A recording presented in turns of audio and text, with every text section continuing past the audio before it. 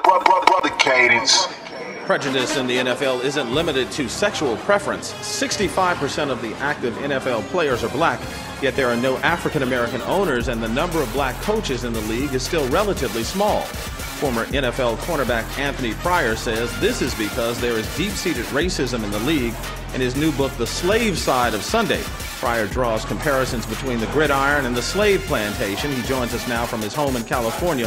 One note, we invited a representative of the NFL to appear on the program as well to talk about this. We did not receive a call back. Mr. Pryor, thanks for joining us.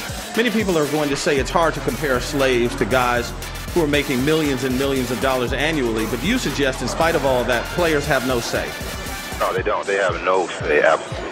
And understand this, human life is priceless.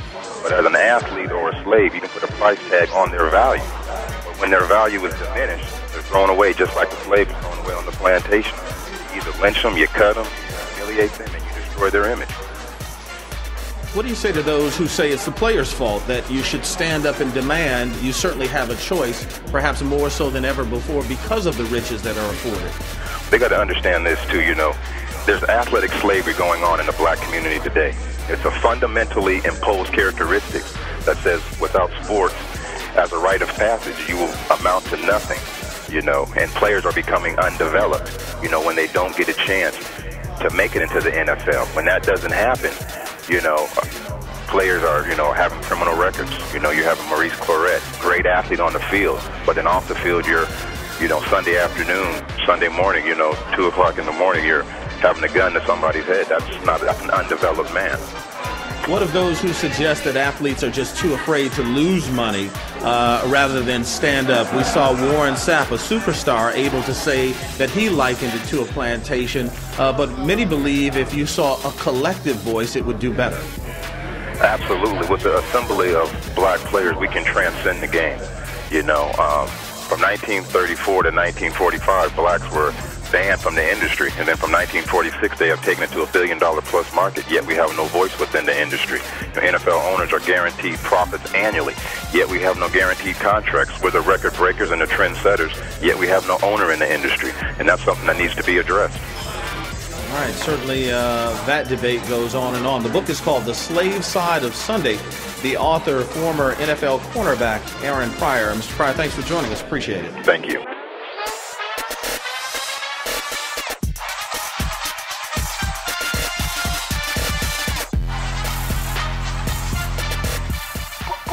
Brother Cadence.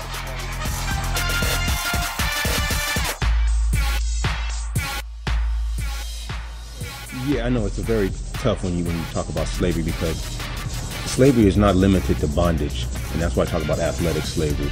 It's like slavery and the pursuit of sports have basically annihilated the black community. And when I talk about athletic slavery, I emphasize on Emmitt Smith when he retired. When he retired from the NFL in 2005, sitting next to his owner, he was crying and he says, "I thank you for this life you have given me."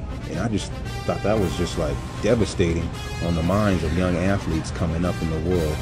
It's basically, I belong to you. It's just like that slave mentality, that slave theology that, without my master I can do nothing.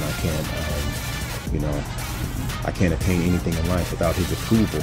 And when owners see this and it goes out like that, the owners believe that they are just because of their wealth, they're like the most influential athletes out there, but because they keep the lights on. But getting to the metaphysics of it, it's the womb of the black woman that sustains the sports industry, because she gives birth to the supernatural athlete.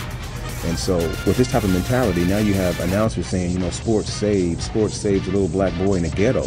Well, if sports saves, there shouldn't be a ghetto in America. If sports saves, why didn't the prophets write about it? Why didn't Jesus talk about it?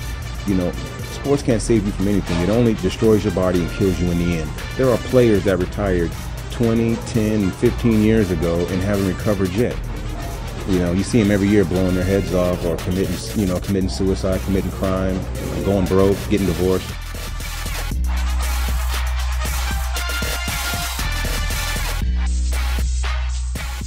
What's your take on how sort of both the NFL is responding to that or not responding to that, as well as current athletes? Well, actually, you have 9,000 retired football athletes walking right now. and you got 1,696, under contract. Well, to provide insurance for those 9,000 that are retired, you're going to need $1 million a year from each club. I mean, that's chicken feed. And that would provide adequate insurance for the retired players in the end. Yeah, I've had a lot of conversations with athletes. They all felt that, being in college and being in the pros, they were never tested on their athleticism. They were more tested on their manhood. Are they going to be obedient? Are they going to bend at the knee today? Are they going to be assertive? Those were the emotions that I was getting from a lot of the players in discussions and stuff like that. They felt they were more tested, on their manhood more than anything. And how much does just sort of the fear of whatever the owners are going to do to any athletes who choose to take a stand on issues or choose to speak out against the treatment of players? Well, I think it starts in high school, because when you're in high school and you know that the colleges are going to call down to the high school coach and see what kind of personality you have, what kind of attitude you have, are you a good worker? So a lot of players basically just, they've been institutionalized to just keep quiet, or they'll never get a chance to live the dream. And so the dream takes precedence over basically standing up.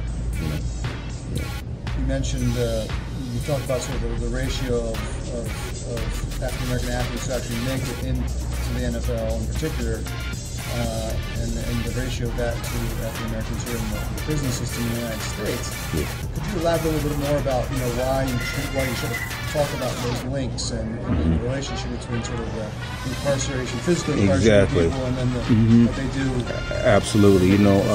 Last year they had that movie come out, Gridiron Gang, and it showed where it was a true story showing black youth really glamorizing playing sports behind bars, playing football behind bars, and having their life, bringing meaning to their life, playing inside of a jail, playing inside a prison where you're not even free. And when I see the correlation that a lot of teams are, they donate equipment to prisons and to jails, and I can see the future of sports going into the prison institutions. That's why I equate it to the rise of the Roman Empire again. We're going to see the athlete turned slave get right back into the Colosseum, where they're not going to have to pay the slave. And imagine how much these owners could profit because I would pay for a pay-per-view for a fight coming out of prison, because I know it's going to be real, because that'll bring meaning to their life.